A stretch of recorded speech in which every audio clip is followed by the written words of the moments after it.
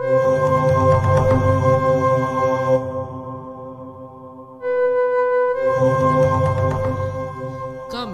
dari kelas 8C mempersembahkan drama cerita rakyat Jawa Barat Situ Bagendit.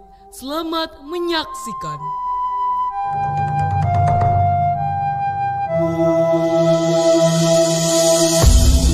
Rintihan, paksaan, dan ketidakadilan terdengar besautan bak makanan keseharian warga desa.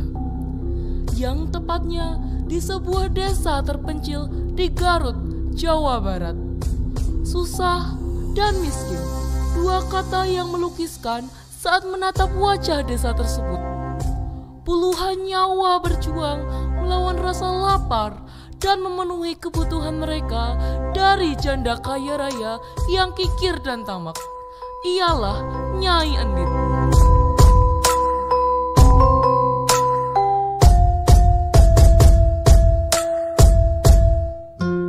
Alhamdulillah, akhirnya kita masuki masa panen. Mau setiap hari panen, kalau begini terus nggak akan kita makmur.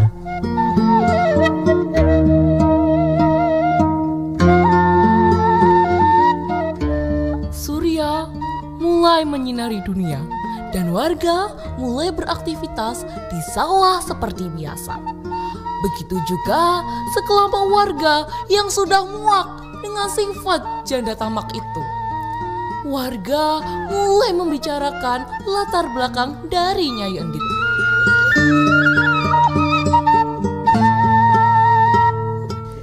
Loh, ngapain ini bapak-bapak? Kok bisa kita nggak makmur? Itu kenapa? Ya dilihat saja Bu, setiap kita panen, hasil panen kita dibeli paksa oleh si Endit itu dengan harga yang murah. Dan kalau persediaan beras kita habis, kita yang harus beli dengan harga yang tingginya nggak ngotak. Sebenarnya kata Pak Mamat itu juga nggak salah loh Pak. Ngapain kita nggak jual di pasar aja dengan harga yang jauh lebih tinggi? Hus, sudahlah Bu, kamu mau berurusan dengan centeng-centeng si Endit itu. Lagi pula kita kan kalau baru tidak punya uang, pinjamnya juga ke Nyai kan Bu? Iya juga ya Pak. Sepeninggalan suaminya yang kaya itu, hartanya menjadi berlimpah ruah, sangat berbeda dengan kita.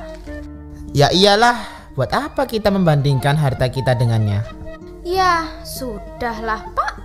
Sepertinya itu sudah nasib kita.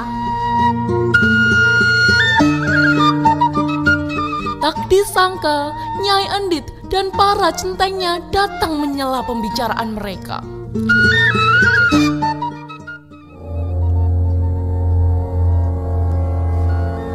Bu Gendis, Pak Tatang, Pak Mamat. Alah sia, baru saja diomongin, langsung datang orangnya. Hus, Pak, denger nanti orangnya. Bagaimana hasil panen kali ini? Bagus-bagus kan? Kalau sampai ada yang jelek, harganya turun loh ya. Anu Nyai, sepertinya karena kemarin jarang hujan, hasilnya jadi kurang bagus. Aduh, gimana sih kalian itu? Cemanan padi aja nggak becus. Pokoknya nanti setorkan beras itu kepada Bagia atau Bajra seperti biasa ya.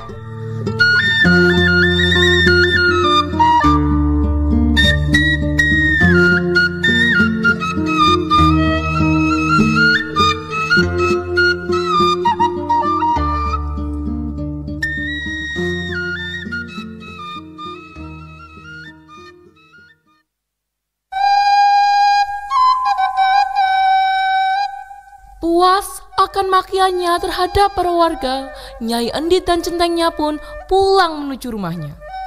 Tiba-tiba saat berada di jalan, Nyai Endit bertemu dengan seseorang.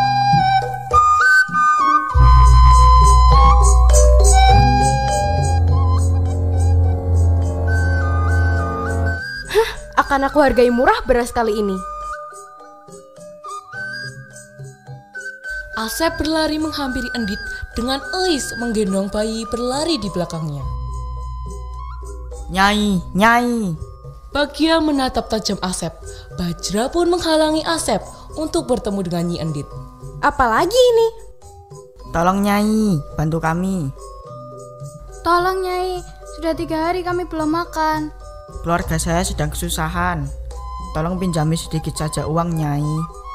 Haduh, kalian ini sudah miskin, menyusahkan lagi. Akan aku pinjami uang, tapi ada syarat yang harus kalian terima. Akan kami lakukan apapun, Nyai. Bagia, berikan orang miskin itu uang. Dengan terpaksa, Bagia pun memberi Elis uang. Hatur nuhun pisan, Nyai. Kembalikan uang itu 1 minggu lagi dengan bunga 2 kali lipatnya. Tapi Nyai, bunganya besar sekali. Hush, sudahlah. Yang penting kita bisa makan. Pasti akan kami kembalikan, Nyai. Kalau kalian sampai tidak bayar, sudah tahu kan apa akibatnya? Ya, Nyai. Setelah peristiwa pinjam-meminjam itu, Endit melanjutkan perjalanannya. Sesampainya dia di rumah, Endit pun bersantai di depan teras rumahnya.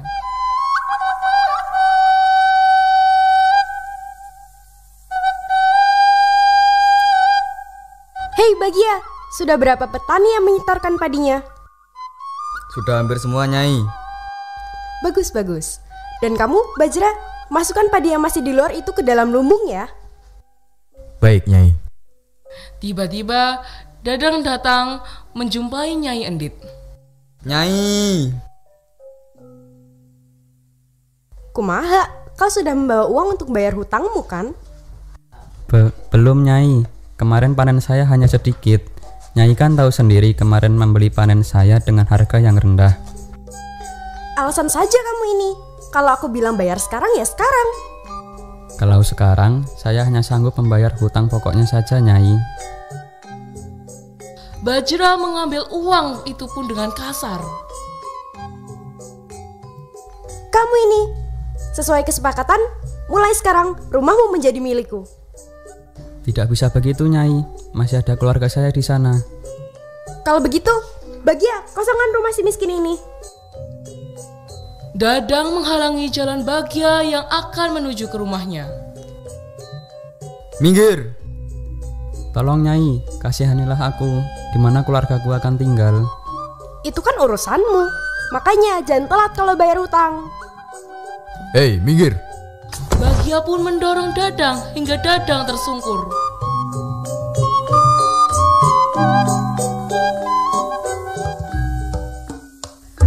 Di sisi lain, warga yang sedang menampi beras pun ikut menggunjing Nyai Endit.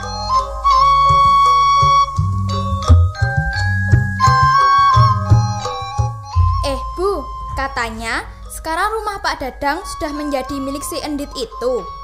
Iya kah? Dengar-dengar Pak Dadang sedang susah karena hasil panennya buruk. Nah, itu karena keluarganya baru kesusahan, ia meminjam uang kepada Nyi Endit. Jangan-jangan Nyi Endit.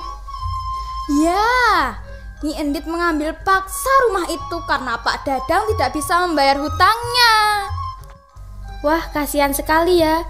Lah mau bagaimana lagi? Selama si Endit masih hidup, kita akan begini terus. Hus, jangan gitu, Bu. Ingat, Gusti Tesare. Saat para warga membicarakan Dadang dan Nyai Endit, tiba-tiba seorang kakek tua mendatangi mereka. Punten ibu-ibu. Saya cari rumahnya Nyai Endit di mana ya? Iya kakek, ada apa? Saya cari rumahnya Nyai Endit di mana ya? Kenapa kakek mencarinya? Kakek bukan berasal dari desa ini ya? Iya, saya memang bukan warga sini. Saya ingin meminta sedikit makanan kepada Nyi Endit. Asal kakek tahu ya, Nyi Endit tidak akan mungkin memberi sesuatu secara cuma-cuma, Kek. Kalau kakek lapar, saya bisa beri makanan untuk kakek. Tidak usah. Ini memang tujuan saya jauh-jauh ke sini.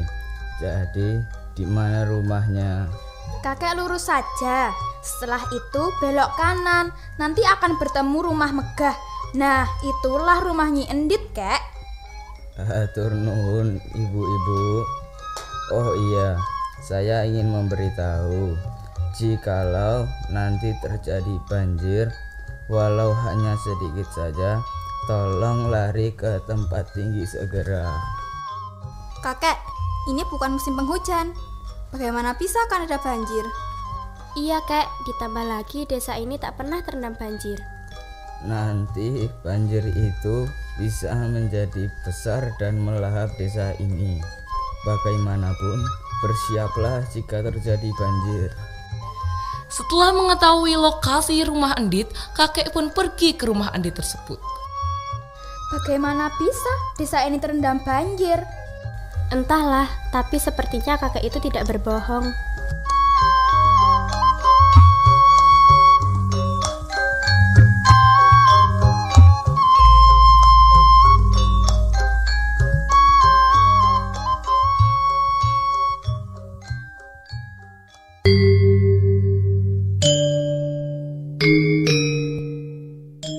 Hei, mau kemana kamu? Kakek tua itu berjalan menuju ke rumah Endit. Meski dihalang, kakek tetap kekeh dengan tekadnya tanpa menghiraukan sedikit pun. Hei, berhenti, hei. Aku hanya ingin bertemu dengan Nyindit. Beraninya kamu membentak kami? Nyai Endit yang mendengar keributan menghampiri kakek dan para pengawalnya. Ada apa ini ramai-ramai? Ini Nyai, orang ini tiba-tiba melewati kami. Katanya ingin bertemu Nyai. Siapa kau? Kenapa kau kesini? Saya hanya seorang pengemis, Nyai. Saya belum makan beberapa hari. Tolong beri saya sedikit makanan, Nyai. Cuma seorang pengemis yang lapar ternyata kau. Sejak kapan ada hal gratis di dunia ini? Tolong, Nyai. Saya sangat lapar. Masa bodoh lah. Bagia, Bajra, usir orang ini. Bagia dan Bajra pun mencoba untuk mengusir kakek. Kakek pun terjatuh. Sebentar. Kakek menancapkan sebuah tongkat ke tanah. Aku akan pergi jika kalian bisa mencabut tongkat ini. Sudah, lepaskan dulu dia. Endit mencoba dengan keras tenaga untuk mengangkat tongkat tersebut. Kau apakan tongkat ini? Bagia, lepaskan tongkat itu. Bagia pun melakukan hal yang sama. Begitu juga dengan Bajra. Tidak bisa, Nyai. Bajra, bantu dia. Ini sangat berat, Nyai. Namun, dari mereka bertiga tidak ada yang bisa mencabut tongkat tersebut. Sudah. Kalau kalian tidak bisa, biar aku sendiri saja. Kakek datang, mencabut tongkat, dan keluarlah air yang hampir menenggelamkan desa. Apa itu? Kenapa bisa keluar air? Kau akan segera mendapat balasan karena sifat pelit dan tamakmu, Endit. Nyai Endit kebingungan. Tiba-tiba, setelah mencabut tongkat tersebut, kakek pun menghilang dari hadapan Nyai Endit dan para pengawalnya. Bagaimana ini, Nyai? Airnya semakin tinggi. Kalian, bantu aku membawa hartaku. Di mana orang itu? Airnya naik, Nyai. Kita bisa tenggelam. Aku tidak akan meninggalkan tempat ini tanpa membawa hartaku. Bagia dan Bajra pun tidak menghiraukan Nyai Endit. Mereka meninggalkan Nyai Endit sendirian di dalam rumah. Hei, mau kemana kalian? Kalau tidak pergi, kita akan tenggelam di sini, Nyai. Air semakin tinggi hingga hampir menenggelamkan Nyai Endit. Hei, tolong! Siapapun tolong! Akan aku berikan hartaku jika kau ingin menolongku. Teriakan Endit tidak ada yang mempedulikannya. Karena warga sudah tidak memikirkan harta lagi. Mereka kocar-kacir memikirkan dan menyelamatkan diri mereka sendiri. Endit pun tenggelam dalam air yang terus meninggi. Warga berlarian hingga menuju tempat yang aman. Warga mulai membicarakan tentang peristiwa tersebut. Tak disangka, Bagia dan Bajra pun sampai ke tempat yang aman bersama warga. Di mana Nyi Endit? Apakah kalian bersamanya? Tidak, dia tidak mau ikut. Bagaimana kira-kira nasibnya sekarang ya? Tiba-tiba, kakek datang menjumpai para warga dan Bajra Bagia. Dia tenggelam bersama harta yang ia banggakan, harta yang ia pedulikan, lebih rasa peduli terhadap manusia. Para warga terdiam dan melihat ke arah Endit yang sudah tenggelam.